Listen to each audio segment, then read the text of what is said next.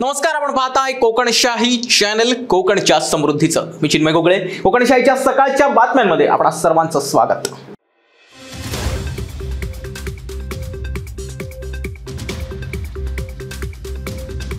गेले 2 दिवस सुरू असलेल्या मुसळधार पावसानं सिंधुदुर्गात ठिकठिकाणी हाहाकार माजला होता. पुरामुळे अनेक ठिकाणची वाहतूक बंद झाली होती, तर काही ठिकाणी लोकांची घरं उद्ध्वस्त होऊन संसार देखील उघड्यावर पडला होता.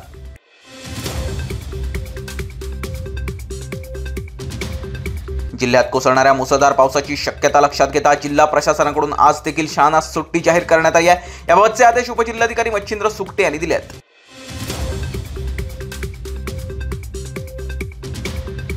अन्यायाविरोधात दाद मागण्यासाठी शिक्षक संघ आक्रमक. जिल्हा परिषदेसमोर धरणे आंदोलन. विविध घोषणा देत प्रशासनाचा केला निषेध.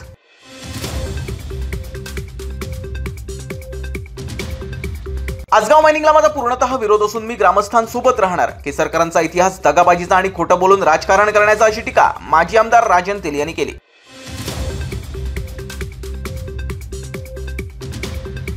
मालवणातील शासकीय विश्रामगृहाला गळती. अधिकारी व ठेकेदारांवर कारवाई करा, आमदार वैभव नाईक यांची मागणी.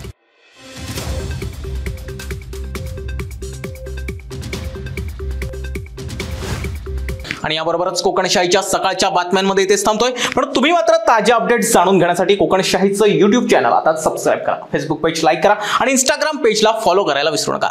धन्यवाद.